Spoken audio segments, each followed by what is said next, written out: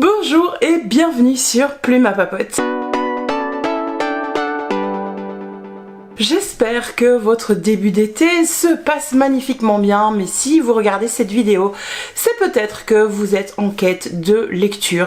Vous ne savez pas trop quoi lire, quoi piocher ou quoi acheter. Et ne vous en faites pas, cette vidéo est faite pour vous parce que on va parler de livres que j'ai tous bien aimés et qui sont même pour certains des coups de cœur pour ce début d'année 2025.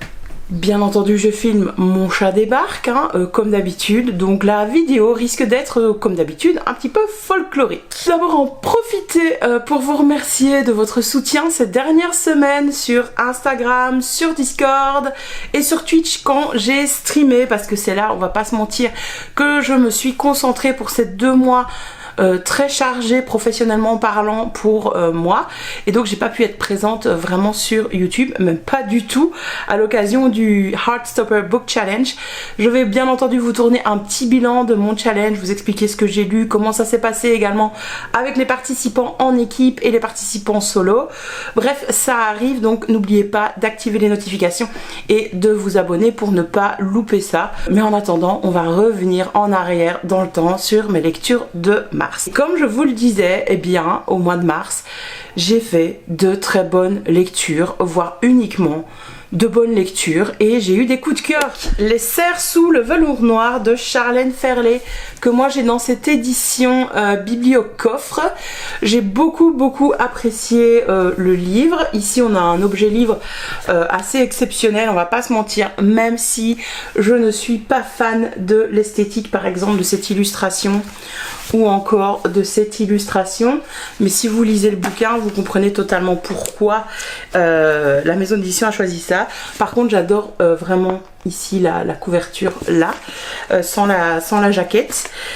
Je vous recommande chaudement ce livre. Je sais que je ne le relirai pas malheureusement, donc je vais le mettre en vente sur mon Vinted, et comme je suis en vacances, voilà, ça va réellement se faire cette fois-ci, parce que ça n'a aucun sens de garder 40 et des livres dans mon salon alors que je souhaite les vendre. Bref.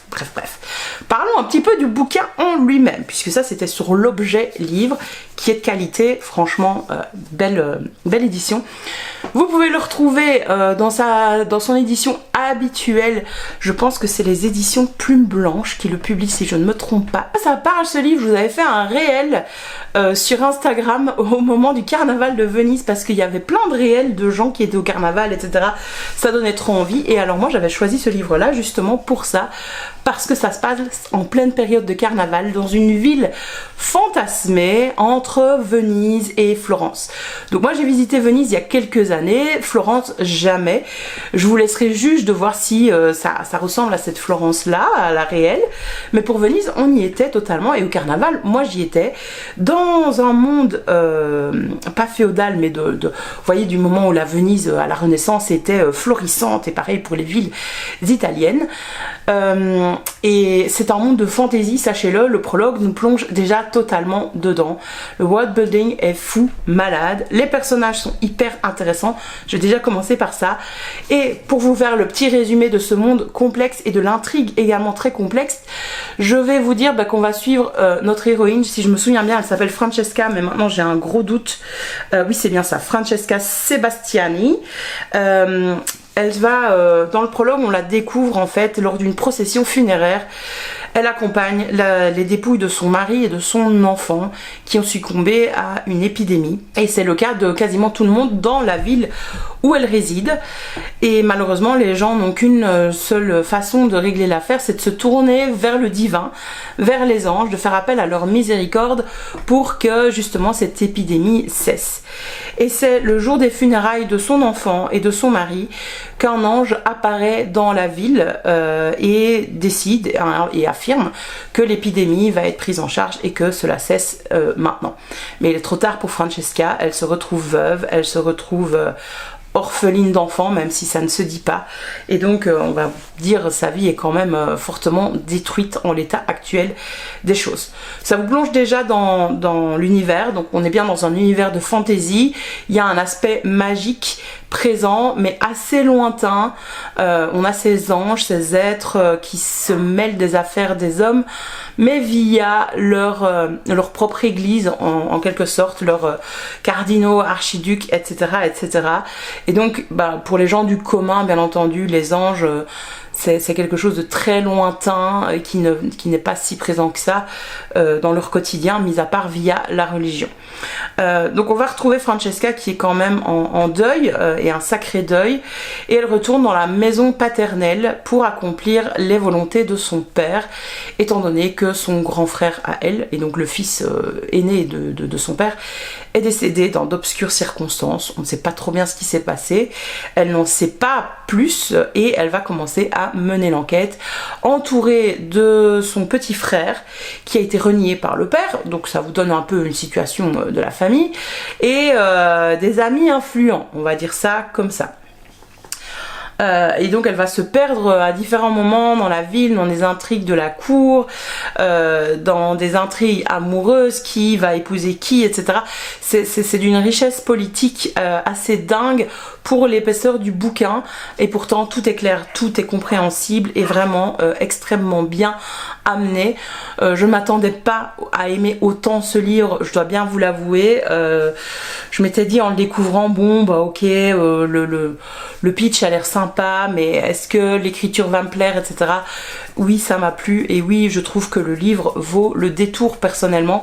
C'est une autrice, Charlène Ferlet, que je vais suivre et que je continuerai à lire, parce que ce volume, c'est d'ailleurs un one-shot, était vraiment particulièrement intéressant.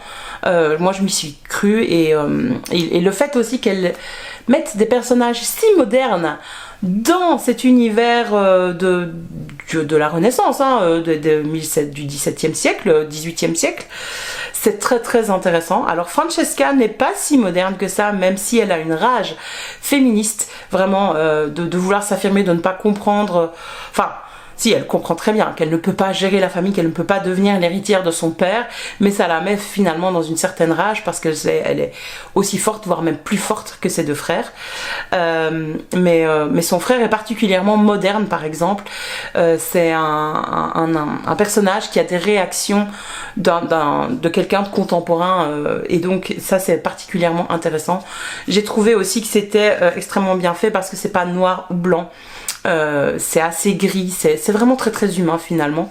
Donc je vous recommande très chaleureusement la lecture de cette fantaisie. Est-ce qu'on pourrait dire romantaisie? Peut-être pas, parce que la romance est présente, mais vraiment très très minime. Donc voilà. Ah oui, d'ailleurs la romance, je vous en ai pas parlé, mais c'est exactement ce que je voulais lire. Donc merci à Charlène Ferlet. S'il y a un triangle amoureux, et ce triangle amoureux se finit comme les triangles amoureux doivent se terminer selon moi. Si vous voulez savoir comment, lisez le bouquin. Voilà, je vous en dirai pas plus, parce que sinon c'est trop spoilant. Et en plus ça arrive exactement à la fin, donc je peux pas vous le dire. Donc pour la suite, je vais pas vous en parler, mais je vous mentionne quand même que j'ai lu le tome 3 de Un palais d'épines et de roses de Sarah J. Maas en audio. Et donc le tome 3 c'est A Court of Wings and Ruin. Donc un palais de cendres et de ruines. Voilà, j'ai fini cette première trilogie. Pour moi, la saga se termine là en soi. Je trouve que c'est une bonne fin. J'ai pas vraiment besoin de continuer à lire la suite, même si les fans m'y incitent. Maintenant, voilà, je suis pas fan de Sarah J. Maas. Moi, c'est une lecture que j'ai faite, que j'ai refaite, Un palais d'épines et de roses en ce début d'année par rapport à mon travail. C'était nécessaire, mais voilà, je suis pas plus enthousiaste que ça par rapport à l'autrice. Faites vos petites recherches, mais bon, c'est guère brillant. Mais bon, c'était en effet de la romantaisie, tout ce qu'il y a de plus classique, et qui a permis à ce que le genre se développe énormément. Et d'ailleurs, en parlant de romantaisie, j'en ai lu une, mais vraiment aux petits oignons, à savoir Un lien de fer et de feu de Charlie Reinhardt, que moi j'ai dans cette version donc hardback. Vous pouvez prendre la version paperback, et la couverture est différente. Voilà. C'est de l'auto-édition francophone. C'est vraiment super chouette. Je regardais si j'avais une illustration à vous montrer, mais non, je ne pense pas. L'illustration de la couverture, elle était à part.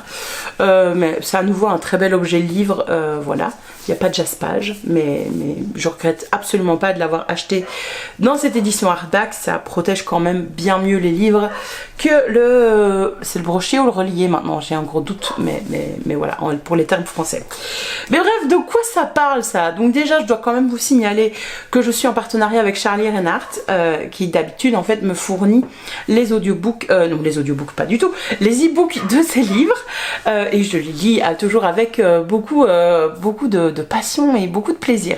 Ici, j'avais décidé de la soutenir pour la sortie de cette romantaisie en achetant la box, donc j'ai eu le livre plus des petits goodies, et donc je vais vraiment en parler encore plus sincèrement que d'habitude. Je le fais déjà, mais voilà, vu que je l'ai acheté, c'est plus vraiment un partenariat, on va dire ça comme ça. Donc bref, ici on va suivre, on est dans un univers Omegaverse. Si vous ne saviez pas, donc c'est un univers où il existe des hommes qui sont des omégas qui peuvent enfanter, et il y a des alphas qui sont dans tous les clichés gros dominants, les mâles alpha quoi, hein, vous voyez un petit peu ce que c'est. Et donc normalement un alpha va avec un oméga, et puis il y a des bêtas là-dedans qui ne ressentent pas, qui n'ont pas le même attrait d'hormones, etc., etc.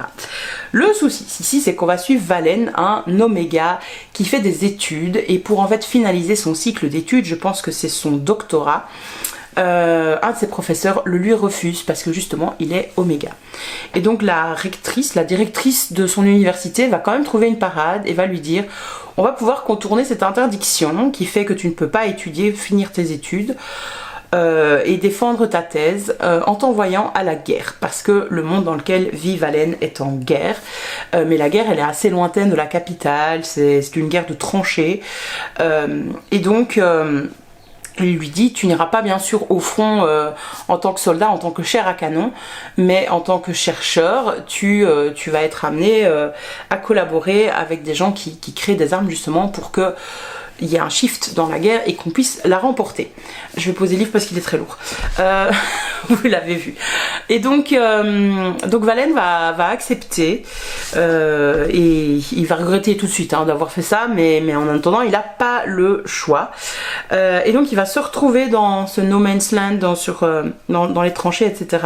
Il va découvrir en fait que les recherches qui pourrait devenir l'arme ultime et qui pourrait faire remporter la guerre à sa nation, elle pourrait également anéantir en fait toute la nation et toute la vie qui existe sur cette planète. Puisque je vous ai pas dit, mais il n'est pas humain, Valen, hein, voilà. Il manipule le feu, etc. Donc on n'est pas dans un monde avec des humains.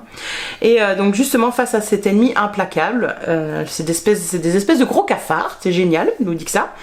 On va suivre Rogar, qui est un commandant orc et qui est un alpha, et qui essaye de prendre soin de ses soldats et de sa faction pour faire en sorte que la guerre change un petit peu.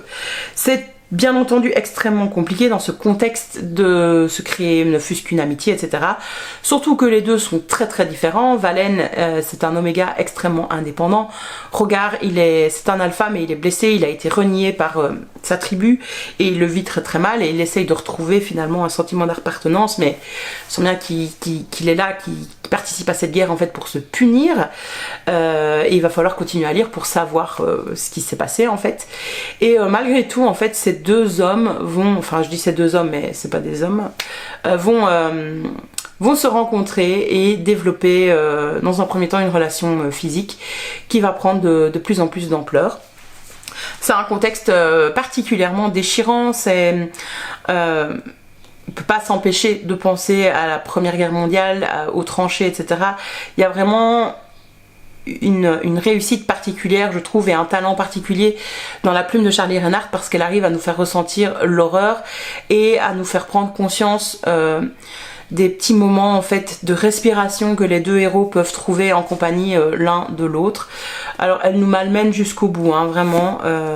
jusqu'au bout, tu sais pas si tu vas pleurer toutes les larmes de ton corps ou pas, mais en attendant tu as des petites larmes qui perlent parce que tu dis c'est horrible, oh là là, c'est mignon, etc. Donc bref, ça m'a particulièrement pris aux tripes pour une lecture qui était censée être particulièrement légère. Ça n'était pas tant que ça finalement, et je trouve que là où il y a aussi énormément de talent chez Charlie, c'est qu'elle arrive à poser et à parsemer son récit de petites critiques envers notre société sans que ce soit péremptoire, sans qu'on se sente offusqué par ça, etc. Voilà, c'est une réflexion qu'elle amène, et pendant qu'on lit ce récit, qui je vous rappelle en fait sur le résumé semble relativement, ben voilà, c'est un omégaverse, une romance c'est clair qu'ils vont finir ensemble, etc. Et ben il y a quand même pas mal de points de réflexion qui sont amenés tout au long du récit, et donc rien que pour ça je vous recommande ce livre, mais également pour la plume et les deux personnages. Et sachez qu'elle écrit une suite avec un autre personnage, donc on ne retrouvera plus le même couple, mais dans le même univers. Il y aura en tout cas un deuxième tome que j'ai hâte de découvrir. Bon, ça me faisait quand même 3 romantésies là, donc au mois de mars j'ai sorti un autre livre de ma palle que j'avais acheté il y avait des lustres sur Vinted en occasion. C'est celui-ci, c'est Souvenirs de Marnie, aux éditions Monsieur Toussaint l'Aventure. Enfin ça c'est la collection, sinon c'est Monsieur Toussaint l'Ouverture je crois. Et donc c'est de Joanne G. Robinson, je pense que ça se prononce comme ça. Je vous lis juste la petite citation qu'il y a derrière parce que je trouve que la maison d'édition les choisit toujours particulièrement bien. Il semblait y avoir tant d'eau et de ciel et si peu d'elle-même. Cette histoire, elle a été adaptée par les studios Ghibli si vous voulez la découvrir, mais sans vous taper le livre. Mais vous allez rater quelque chose parce que la plume est vraiment très tendre et très jolie. On est ici sur un récit d'enfance. On va suivre Marnie, pas Marnie justement. On va suivre. Comment est-ce qu'elle s'appelait cette gentille nanana, voilà, Anna. Voilà. J'étais plus sûre qu'elle s'appelait comme ça. Donc on va suivre Anna, qui est une petite fille qui habite en ville avec sa tante, Madame Preston, et son oncle. Sauf qu'on va se rendre compte qu'en fait ils n'ont pas vraiment de lien de parenté réel, c'est pas vraiment sa tante. Ces deux personnes, ces deux adultes sont des gens qui l'ont adopté, même si Anna n'en parle jamais en ce sens-là, ne les appelle pas papa et maman et semble ne pas avoir énormément de tendresse envers eux. Leur relation semble assez froide et au début on sait pas trop pourquoi.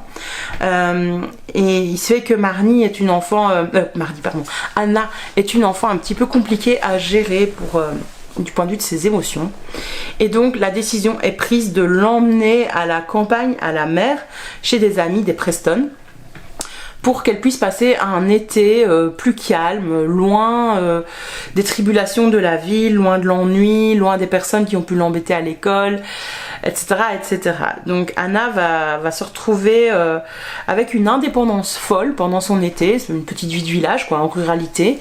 Et donc les deux personnes qui l'accueillent, le couple qui l'accueille pour l'été, lui laissent carte blanche et lui disent d'aller s'amuser, de profiter de la mer, de la campagne, de faire ses expériences, de nager, etc. Bon, ben les 15 premiers jours, Anna s'embête quand même pas mal, hein. Elle zone un peu, elle vague un peu à l'extérieur, mais elle passe beaucoup de temps à observer des gens. Elle observe une famille dans un premier temps, elle observe les touristes et ainsi de suite, mais elle a du mal à entrer en contact avec les gens, elle a du mal à entrer en contact avec les amis des personnes qui l'accueillent. Et puis un jour, en fait, elle va être attirée par une petite fille. Elle va apprendre que son nom c'est Marnie et elle ne va rêver que d'une chose, c'est à chaque fois de la rencontrer chaque jour quand elle sort sur la plage et dans la baie. Et puis un jour en fait les deux vont se rencontrer, sauf que Marnie est étrange. Nous en tant que lecteurs on se dit qu'il y a quelque chose qui tourne pas rond dans le récit, il y a des incohérences, mais comme c'est un récit basé sur l'enfance, c'est un peu difficile de savoir si Anna elle nous raconte la vérité ou si elle fantasme justement son été, et donc en tant que lecteur ça nous intrigue énormément.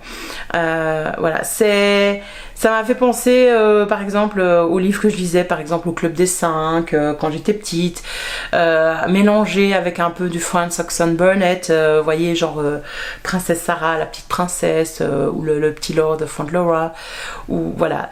On sait pas trop en fait si tout est réel ou si tout est rêvé ou si vraiment il y a un élément magique là-dedans. C'est une très belle histoire, voilà. Je pense que pour cet été ça vous fera absolument voyager et retourner en enfance, donc je peux que vous recommander cette lecture. Alors je m'étais éloignée un petit peu avec cette lecture de la romantaisie, mais j'y suis retournée car les éditions Bookmark m'ont envoyé un service presse numérique, je les remercie d'ailleurs, via NetGalley, à savoir La Guerre des Ombres, donc le tome 1, c'est Le Chant de la Reine Corbeau de Isabelle Lozac. Je vous mets ici la couverture puisque c'était en numérique. Le tome 2 sort le 9 juillet, donc il est temps de se mettre à jour si vous n'avez pas encore lu ce livre. C'est tout comme Un lien de fer et de feu, un coup de cœur, mais vraiment c'est une romantaisie parfaite, peut-être même un petit peu trop parfaite parce qu'on a vraiment tous les éléments qu'on aime en romantaisie, mais avec un éclairage plutôt féministe et une autrice qui aime se jouer des codes justement de la littérature romantique et qui aime interroger, je pense, sur la question du genre, la question du féminin, etc., etc. Donc foncez. J'avais vu venir le plot twist, enfin l'intrigue principale, ça oui. N'empêche qu'il y a énormément de choses qui m'ont surprise et j'ai adoré me faire balader par l'autrice, par son style, par sa plume, qui est à chaque fois un coup de cœur. Il faut savoir que j'ai lu tous les livres de Isabelle Lestéplume, je suis à jour avec sa bibliographie là. Donc je n'ai plus que le prochain tome de La Reine Corbeau à lire. C'est vraiment une autrice que chouchou dans ma bibliothèque et à qui je fais entièrement confiance, les yeux fermés. Voilà, donc elle écrit sous le nom de Isabelle Lestéplume pour tout ce qui est romance MM, et ici donc le tome 1, Le Chant de la Reine Corbeau, était publié en librairie le premier coup, et donc elle a décidé de reprendre son nom pour ce livre-ci et pas Isabelle Lestéplume qui faisait un petit peu trop justement pseudonyme, de ce que j'ai compris. Par rapport à l'histoire, eh bien on va suivre une jeune femme, je pense que c'est la deuxième ou la troisième fille de souverain dans un royaume. Selon elle, son royaume, les souverains sont appréciés des gens, le royaume vit en paix malgré une menace magique, une forêt obscure que personne ne peut pénétrer suite à une guerre qui y a eu lieu il y a des siècles et des siècles. Et grâce au sacrifice de la reine Corbeau, eh bien le monde entier a été sauvé. Mais il a fallu sacrifier la forêt et donc plus personne ne peut entrer dans cette forêt. Ça c'est pour l'univers, le world building. On va retrouver notre jeune princesse à la veille de festivités. En fait, elle va se réveiller dans son lit parce qu'elle a un parcours militaire. Le but, c'est elle sait qu'elle deviendra parraine, mais elle deviendra en tout cas commandante des armées pour sa sœur, ça c'est sûr. Sauf qu'elle se réveille, quelque chose l'alerte dans son sommeil et un assassin est là au-dessus d'elle. Donc elle va s'en sortir, mais difficilement. C'est pas non plus par miracle, enfin elle est trop forte, etc. Non, elle doit vraiment batailler sec et avoir de l'aide pour ça. Mais au bout de la nuit, le résultat, c'est qu'en fait toute sa famille a succombé à l'attentat et qu'elle est la seule survivante de sa famille et donc à pouvoir assumer la suite du règne, quoi. Donc c'est déjà pas très joyeux, elle va devoir se retrouver des alliés. Problème, elle ne sait pas qui a commandité l'assassinat, elle ne sait pas à qui elle peut se fier, elle se retrouve très isolée et elle va donc se chercher des alliés comme elle peut. Et un de ses alliés, ça va être un jeune homme très naïf, on va pas se mentir, mais également très curieux, très cultivé, qui n'a qu'une seule envie, c'est de devenir un scientifique renommé, de faire des recherches par rapport à la magie de son univers, etc. Et donc de rejoindre un ordre justement dans ce sens-là. Sauf que notre princesse va le piéger dans des fiançailles. Et en fait, il a prêté serment, mais sans s'en rendre compte. Elle va vraiment le piéger, à son plus grand regret à elle et son plus grand regret à lui. On va donc partir sur un bond Petit Enemies to Lovers, pour redevenir... bon, bah, je vais pas vous spoiler, j'en ai déjà trop dit, voilà. Donc, je pense que je vous ai... dit que la plume j'avais adoré, l'histoire j'ai adoré, les personnages j'ai adoré, oui je savais qui étaient les méchants derrière tout ça, mais je m'en fous en fait parce que tout était bien et que parfois on peut juste lire aussi en sachant ce qui se passe, ça fait du bien, voilà, ça fait du bien. Bref, vraiment beaucoup de curiosité, j'ai vraiment beaucoup de curiosité pour le tome 2 qui va bientôt sortir. Je sais pas si je vais l'acheter directement à sa sortie parce que comme vous le savez j'ai une palle phénoménale, j'ai abusé là ces derniers jours pour des achats, donc je vais peut-être essayer d'attendre la fin de l'été pour l'acheter, mais il n'est pas dit que je vais résister très longtemps en toute honnêteté, on verra bien. Pendant que je lisais ce livre, j'en lisais un autre en audio, et cet audio c'est Cemetery Boys de Hayden Thomas. Bon, j'ai l'impression que ce livre, je le lis après la guerre, hein, tout le monde l'a lu à sa sortie, j'ai l'impression. Ça a été, il me semble, un gros succès en francophonie. C'est un des livres les plus recommandés, j'ai l'impression, en matière de transidentité. Voilà, j'ai trouvé que l'univers était intéressant. Je vais avoir beaucoup de mal à vous refaire le résumé parce que j'ai oublié le nom des personnages, mais en gros on suit une communauté d'origine latine, mexicaine si je me trompe pas, et je pense que l'intrigue se passe à Los Angeles ou quelque chose dans le genre aux États-Unis. Et en fait il y a des familles qui s'occupent des fantômes, des morts vivants, enfin pas des morts vivants mais des fantômes, et de faire passer les esprits dans l'au-delà. Et donc c'est cette communauté latine qui vit cachée quoi, finalement, personne n'est au courant. Sauf qu'en fait ce sont les hommes qui peuvent invoquer les esprits et les accompagner, et les femmes elles ont une magie à leur disposition via des sacrifices de sang.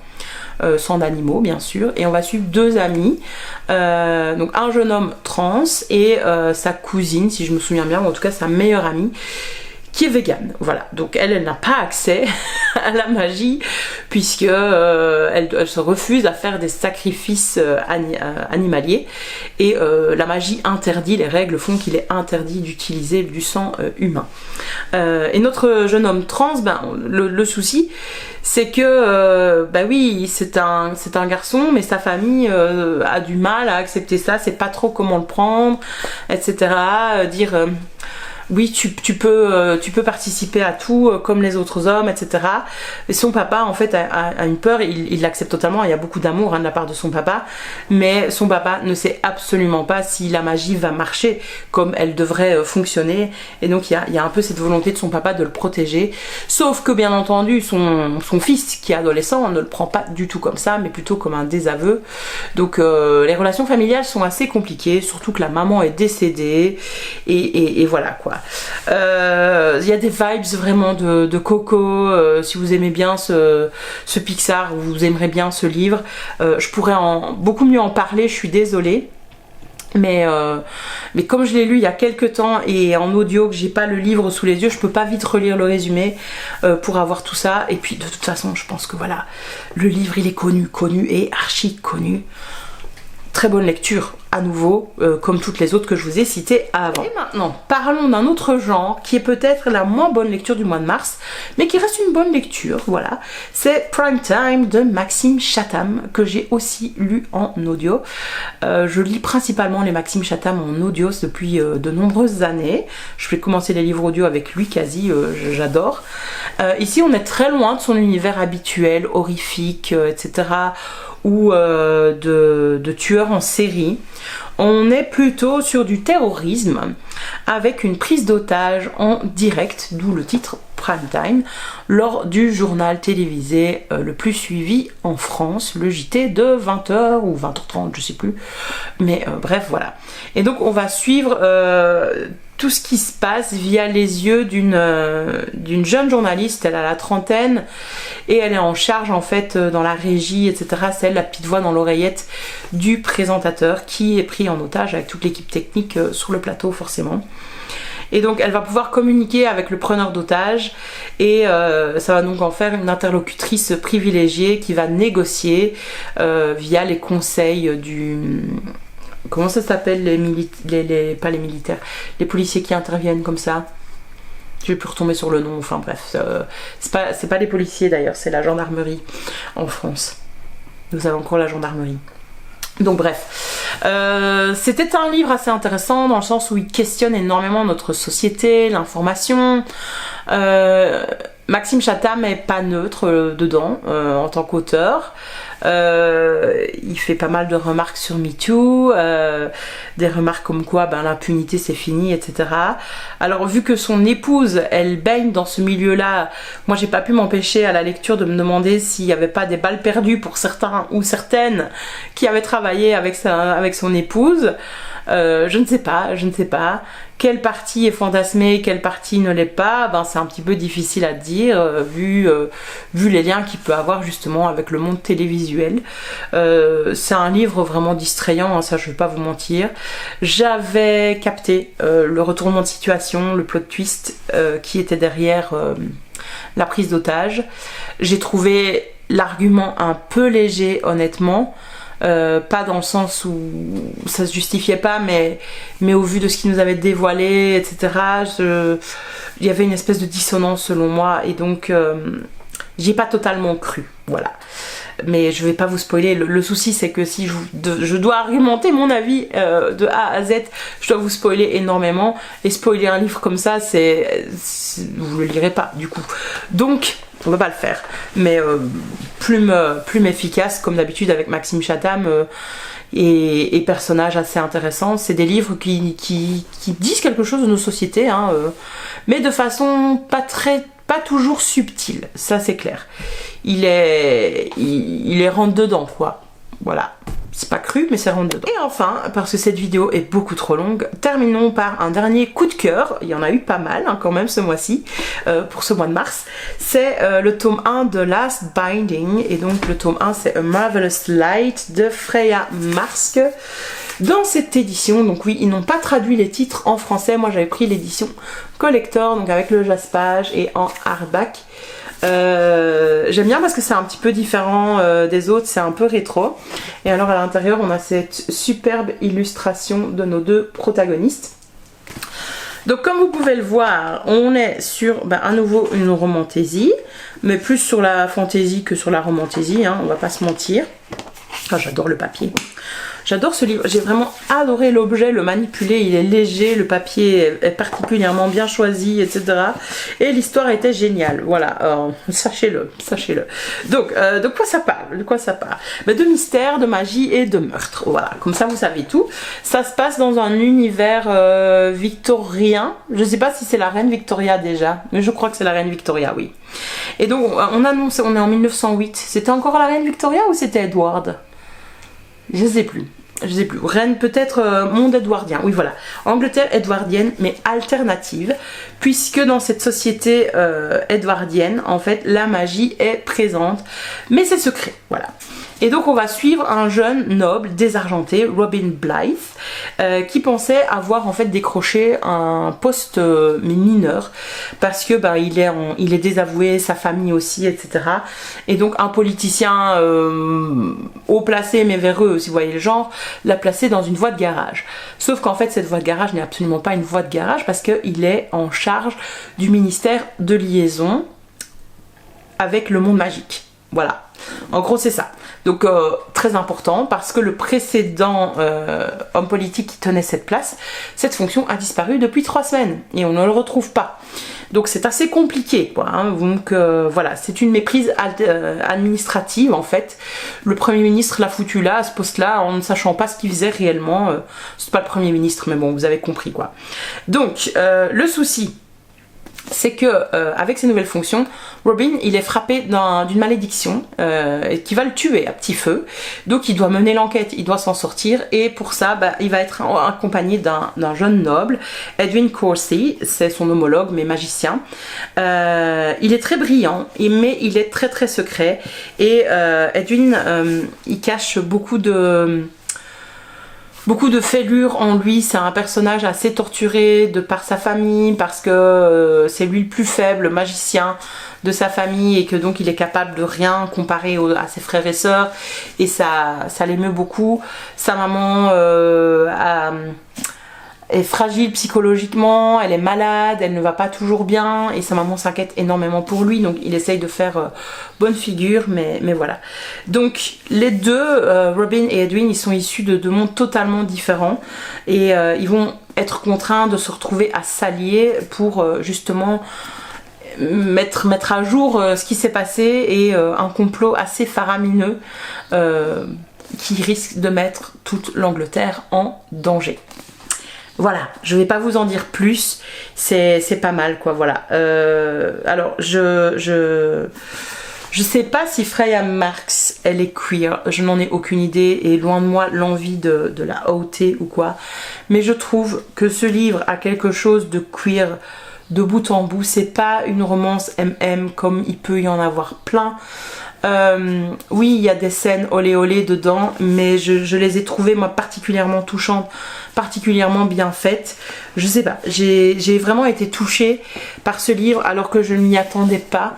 J'ai vraiment apprécié l'écriture. Ici c'est une traduction, ça m'a vraiment charmée. Voilà, et donc je n'ai qu'une envie, c'est acheter le tome 2 et le tome 3. Le tome 2 c'est avec la sœur de Robin qui va continuer à mener l'enquête mais ailleurs, et le tome 3 c'est sur un personnage qu'on a rencontré ici qui est en fait l'ex d'Edwin, un homme ma foi assez déplaisant dans ce premier tome, donc on verra dans le tome 3. Voilà, est-ce que j'aurai suffisamment avancé dans ma palle pour la réduire et pouvoir me les acheter d'ici la fin de l'été, on verra, ou si je fais comme avec le Isabelle Lesteplume, est-ce que je craque en cours de route, écoutez, on verra bien. Mais donc voilà pour mes lectures du mois de mars qui étaient vraiment très très bonnes dans l'ensemble, et même le moins bon c'était du bon. Voilà, je vous ai dit les petits reproches que je pouvais leur faire, mais gardez en tête que tous les livres que je vous ai présentés ce sont des bons livres. Voilà, j'étais particulièrement gâtée lors du mois de mars et ça m'a réjoui. J'ai vraiment suivi, je pense, moi aussi mon envie, mes envies à ce moment-là, ce que je voulais lire. Je me suis pas mis de choses imposées et ça fait du bien aussi. Et j'ai juste eu du plaisir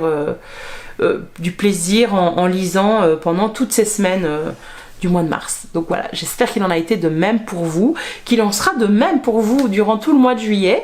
Je vous remercie en tout cas d'avoir regardé la vidéo jusqu'ici. N'hésitez pas à me dire si vous pensez qu'il y a des titres que je devrais lire en priorité parce que ça ressemble à ce que je vous ai présenté, ou si vous avez lu certains de ces livres, n'hésitez pas à me donner votre avis en commentaire ici sur YouTube, et je vous dis à très vite sur les réseaux sociaux. Bref, j'ai trop parlé, je vous remercie d'avoir regardé cette longue vidéo. J'espère qu'elle vous aura fait plaisir comme moi, elle m'a fait plaisir à tourner, et je vous dis à très vite. Bye bye.